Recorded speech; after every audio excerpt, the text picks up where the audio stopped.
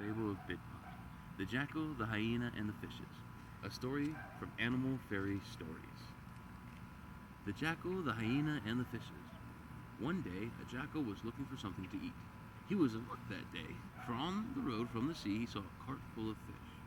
A fisherman was taking them to the market in town. The jackal smacked his lips at the sight.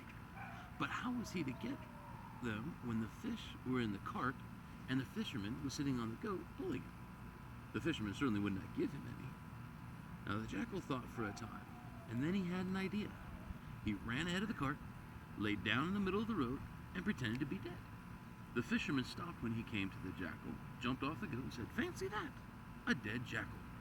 And what a beautiful skin he has. It will make a fine coat for me." And he picked up the jackal and threw him into the back of the cart among the fish. That was just what the jackal wanted. Quietly, he took one fish after another and threw them out of the cart onto the road. At last, he jumped out the cart himself and quickly picked up the fish. The fisherman suspected nothing.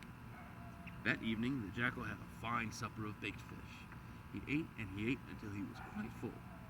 Now, the smell of the fish soon attracted his neighbor, the hyena. The jackal welcomed and gave him some fish to taste. But it was not enough for the hyena, who wanted more. This annoyed the jackal. "Oh, if you want more," he said, "go fishing yourself, or do as I did. Lie down on the road along which the fishermen come with their catch. But do not move. Just pretend to be dead. The fishermen will throw you in the cart with the fish, and you can help yourself to all you want." The hyena did not stop to thank the jackal for his good advice, but ran off towards the sea.